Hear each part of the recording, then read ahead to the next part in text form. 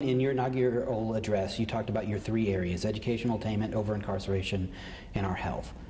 Those are three big areas. Let's start with educational attainment. How do we keep kids in school? Well, one of our biggest goals and challenges is having a stronger educated workforce, because the better educated our workforce is and the more work skills they have, the better we are able to attract and retain jobs and be able to compete with other states that might try to take our jobs. And so one of my big pushes has always been not only increasing educational standards, having accountability and transparency, and make sure our children get educated at grade appropriate levels, but we also need to make sure that our high school students graduate from high school, that when they do graduate from high school, they're prepared to either go to a career tech or go into college. Not have to be remediated, but they are, but we need to change the dynamics of that course. And then we need to encourage more of our students to go into career tech certificate programs to be a profession or go into a college degree. And the reason why that's important is that we know between now and the year 2020, because of all the innovation and technology, that 2/3 of the jobs in our state, and frankly even in our nation, will require something more than a high school degree. And so the new minimum is that you got to have more than a high school degree to really be able to achieve a good living in the state of Oklahoma. How do you get that through to kids that are on that cusp of wanting to just drop out and say, I'm done with school? Well, one of the things I've been really encouraging our K through 12 educators is to reach down into middle school. Don't just start their senior year talking about what do you want to be when you grow up and what are you going to do when you graduate, but to really try to pique their interest. And there's some great models of innovation in education and teaching that we have throughout Oklahoma, and we just need to replicate many of those programs. Like we had a STEM conference, a science, technology, engineering, and math conference to encourage more STEM education in our high schools, so it'll be helpful going into college.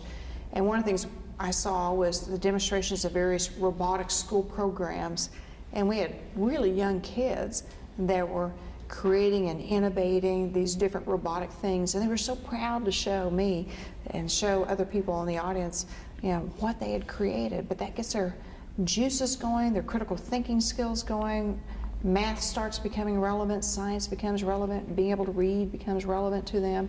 So reaching down into the middle schools, developing partnerships, even with dual tracking students through high school and career techs and colleges where they can earn both at the same time, high school or college or career tech credits. Certainly working with our private sectors to give internships to where maybe they're working and going to high school and seeing the relevance of what they're learning compared to a profession they might be able to go into later as an adult.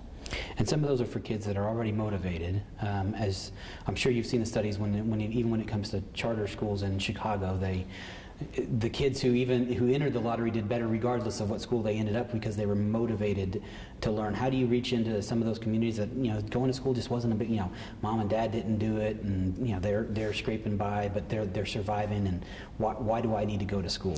Well, motivation is part of the thing that we need to address, is making school relevant to how you can have a fun, exciting job, and why an education is so critical to a student is one of the things that we're aiming for, and certainly I'm aiming for.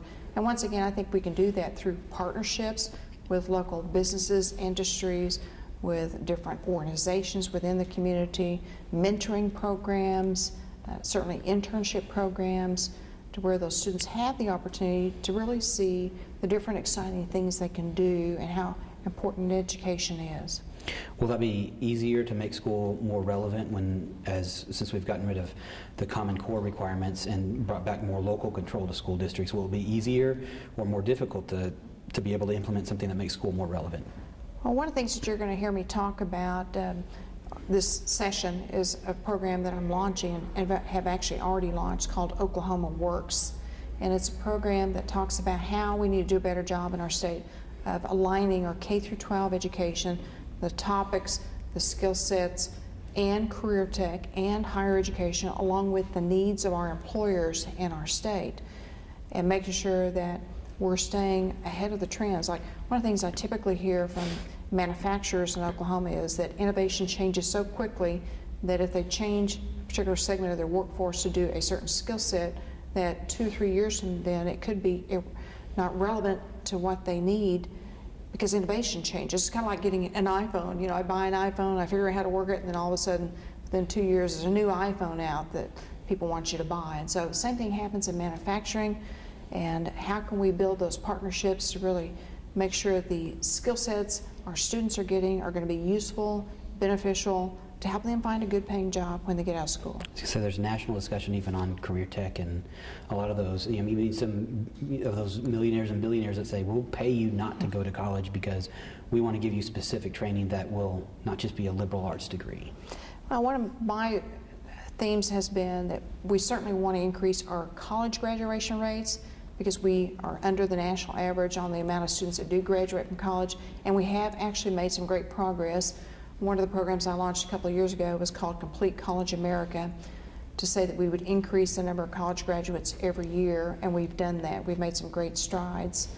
We've increased it, I think, around, I think it's over 5,000 new college degrees since I implemented the program a couple of years ago per year, 5,000 new degrees per year. But I have even higher goals that I've set for that. But along with that, we certainly want to emphasize that you can get a good paying job if you get some type of work skill through a career technology program. There are good paying jobs in computer science and nursing and even welding, electricians, plumbers. I mean, those are all professions that are needed throughout many different industry sectors throughout the state, whether you're in urban cities or in rural cities. And so getting a workforce certificate is also a good way to get a quality education and find a good paying job. Let's move on to the incarceration rate in Oklahoma. You talked a little bit of the legislative forum this morning about justice reinvestment. Again, we've talked with you over the past few years about this. In the end, we haven't had the funds or the willingness of all the participants to fully implement it. What should people know now as to, are we going to implement this to eventually see the savings? Because, as it's been pointed out, the path we're on is not sustainable. One of the paths that we are on as a state is an unsustainable path of having overcrowding in our prison systems. We certainly know that we have a lot of prescription drug abuse, substance abuse, addiction issues in our state, which many of those people end up into our prison system. In fact, if you look at the number of violent offenders versus that are first-time violent offenders versus the non-violent first-time offenders, we incarcerate more first-time non-violent offenders than we do the violent ones in the state. So it's kind of upside down. We want to always keep people who are a threat to society or a threat to someone put away, locked up, serving their time. But those that have an addiction problem, have a substance abuse problem, they've just messed up and aren't a threat to society or to their families, then we need to give them the help, the treatment, whether it's a substance abuse issue, whether it's a mental health issue, or maybe it's a veteran dealing with PTSD, post-traumatic stress syndrome. You know, there are ways that we can work through our drug courts, our veteran courts, our mental health courts to help find the right level of treatment to get them the help they need so they can get back into their families, get back into their jobs, keeping their families together and become more productive citizens than putting them into a system to where they may come out even a worse person because they've associated with people who are true criminals. All that's going to take money, and we're facing a $300 million budget shortfall. How do we, I mean, you said this morning every state agency should probably brace for more cuts, so how do we increase mental health courts or mental health services or drug courts when we're that much in the hole going into it? Well, and actually I've been doing that over the last couple of years. I have put more money, even with budget shortfalls over the years, into mental health, into drug courts. We gave some extra money last year, just a little bit, to the Department of Corrections, but one of the big things I've been proposing to the legislature this year is that we really have to fundamentally change the way we structure our appropriation process and our budget. Our budget is malfunctioning. We have money, but because of the way it's structured, the legislature can't always have access to certain amounts of money. And I talked to the legislature about how we have so much money coming off the top. It's kind of like if you have your paycheck and you get a gross amount, and then you get your net amount, and then you have all these things that are taken out before you actually get the money into your bank account. Same thing happens in the state budget. We have a set of money that comes in to the state coffers, but there's a lot of money taken off the top to other things. So the amount of money left for the legislature to actually be able to appropriate to education, to corrections, to roads and bridges, to our health services in our state is only about 47 cents of every dollar. And so I'm asking the legislature to work with us so that we can take the money that we want to be able to dedicate to our true priorities like corrections, like education, or health, and certainly to our infrastructure needs. But it's a structural budget problem more than it is having the revenue to do that. And you mentioned this morning that right now, with the way that it's set up, a lot of agencies have these revolving funds, but we still have about $900 million that agencies have their own kind of mini slush fund, for lack of a better word, that isn't being tapped into. Well, we need to have some kind of truth in the amount of money that we actually have as a state. And one of the things that we've been looking at is our amount of revolving funds that state agencies are allowed to carry over year after year. Now, that isn't to say that there isn't a need for some of that money to be carried over, because there are different timelines when federal funds kick in, our state funds kick in, our budget years go, and so agencies do need to have some carryover funds. But we also have about $1.7 billion in those revolving carryover funds, and about $900 million of those funds are not already encumbered to be able to utilize towards some specific program that's already been allocated. It's kind of like, you know, you have a commitment on your mortgage, so you got to pay that mortgage, but there are some funds that are non-committed. And so what I'm telling the legislature is, look, we have money, we have to set our priorities, and then we have to be able to make decisions about the money that we have to put it to the things we want to put it to. And certainly corrections is one of those issues. As I mentioned, education and teacher salaries, another issue. But we got to change the way we do our budgeting in the state of Oklahoma. I was going to say this morning, I believe it was, I could paraphrase it as, the money we have coming in is more, but the revenue we make to actually spend is less. Well, we've actually had a strong economy. You know, this past year we were ranked as having the 4th fastest growing economy in the nation, but we've created these artificial shortfalls in our state because our hands are tied to where we only get to spend 47 cents of the dollar in directing where that funding goes. Doesn't mean the other money's not available, it's just already being spent on other things. And one of those things that you mentioned, looking at tax credits, and what did the Pew Foundation say about our tax credits?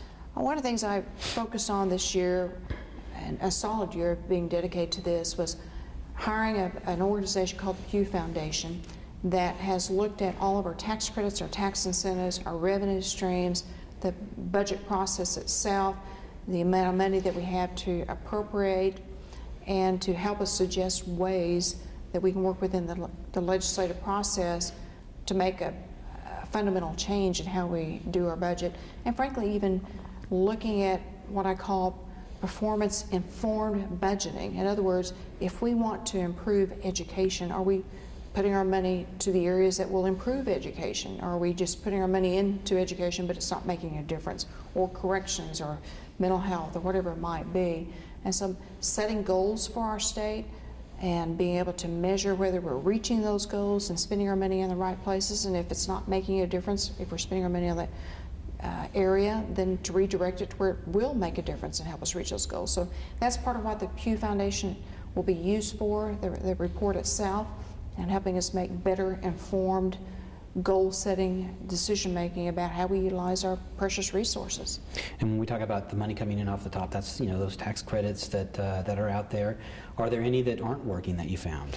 Well, one of the things we're going to be addressing this session is to really look at our tax credits, tax incentives, and there are two things that they should do. One is, do they create jobs and opportunities and boost our economy, or do they create more investment in the state of Oklahoma, which in the end benefits our economy?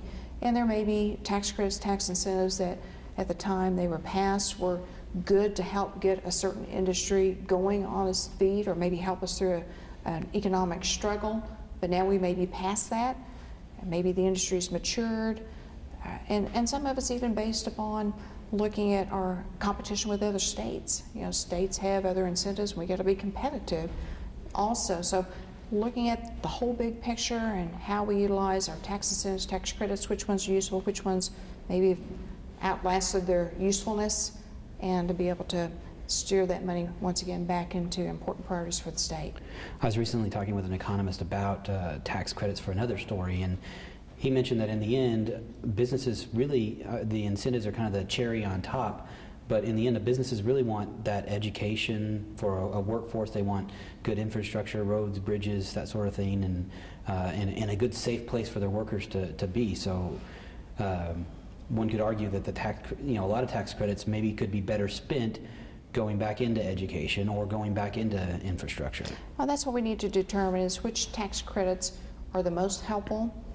And as I mentioned, we certainly have to be competitive with other states, because there are a lot of factors that go into a business looking at expanding in Oklahoma or even coming to Oklahoma.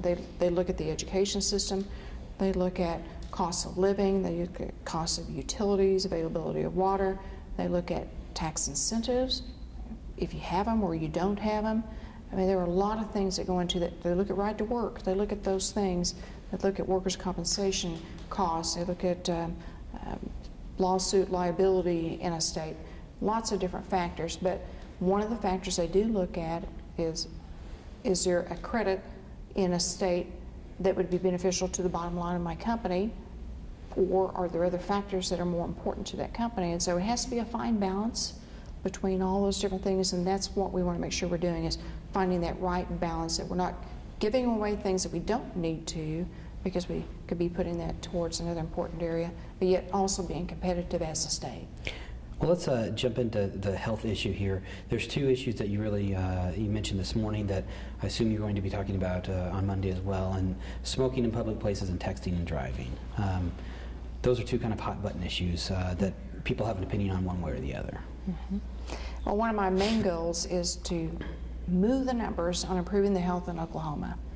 We have to, for our own personal health, for the cost of our own health care itself, and certainly for having a stronger, healthier workforce for the state. And frankly, when people have poor health and there are government-assisted programs, whether it's Medicaid or some type of program, that costs taxpayers money too. And so I think it's just the right thing to do, to focus on health and improving it. Of course, health is also a personal responsibility issue. You can't make people do certain things, but you can certainly talk about it. You can certainly encourage people to take charge of their health and make better decisions. You can certainly work with schools on things that they serve their children to help them be fed better nutritionally, or get exercise, or physical education. You can talk to communities, you can talk to businesses about the importance of health and wellness in a state. And then the other things that I mentioned was our huge rate of addiction issues in the state of Oklahoma. That is something that we think we can impact through various laws. And one of the things I've been really pushing the legislature to enact is a law that would help monitor prescription drugs. We are one of the top rated states in the nation, and doctors and other organizations that give people prescription drugs, especially those that are very addictive drugs, especially painkillers in our state. And just as we have made some progress in the past on meth labs by passing certain laws, I think there are things we can do also with prescription pain management pills and laws that can help with that. And the other thing I mentioned was just the smoking rates in Oklahoma. We're still ranked above the national average in smoking. We know that we can really reduce and bend the cost curve of the different illnesses and our health outcomes if we can reduce smoking and smoking-related illnesses, whether it's heart disease or diabetes or high cholesterol, just the deaths that we have in Oklahoma prematurely because of smoking-related illnesses. And then the other thing I mentioned was texting and driving. You know, all of us as parents or those who have loved ones or friends, you know, get concerned when we see people that are trying to focus on the road but yet also focus on texting while they're driving. And so we've had that debate for years. We do know that we lose a lot of innocent lives because of that. And so I've encouraged legislatures to look at what's something that's reasonable with laws that we can help curb texting and driving. that's an especially heated topic here in Oklahoma, because you do have, some who say that we are losing too many kids and too many people because of careless driving and distracted driving. But there are those that have said for years that we have these laws on the books that could be enforced, and they don't want to see another nanny state type of regulation. Where do you draw the line, or where do you find the balance between those two sides? I think anything we can do to say that we're serious about this issue of texting and driving, that you shouldn't do it, and we can reinforce that, I think would be a benefit to save lives. Next 4 years here in Oklahoma, obviously every elected official is term limited, so you're not going to be running for another state office likely after being governor, but do we see a different Mary Fallin over the next 4 years than we've seen in the past 4 years? More bold, more state of the course, or what should people look forward to for the next 4 years? Well, I am term limited. This is my last 4 years I can serve as governor of Oklahoma, but I've always gone after issues with my full passion, my full strength. I've always been bold to tackle issues, whether it was years ago when I was lieutenant governor, taking over the Senate to emphasize the importance of right to work, to signing executive orders to ban smoking in state office buildings and state facilities. I've always been bold about things I've done, or tackling important issues such as making sure our children can read by the 3rd grade, and even though it may not be popular with everybody, saying this is important for the state. So you'll still see the same Mary Fallin doing that. But I also am very aware that I have 4 years to finish doing some of the things that I think are very important to the state and to bend the curve. One of my top goals is to continue Oklahoma's forward momentum.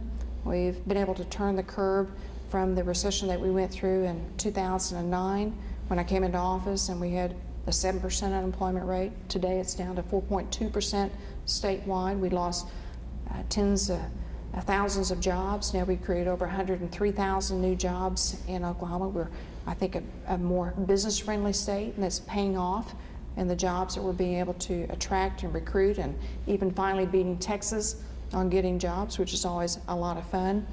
But you'll still see me focusing on job creation, making sure we have a strong economy, continuing to push on education standards, health, as I mentioned. Government efficiency has always been a top priority.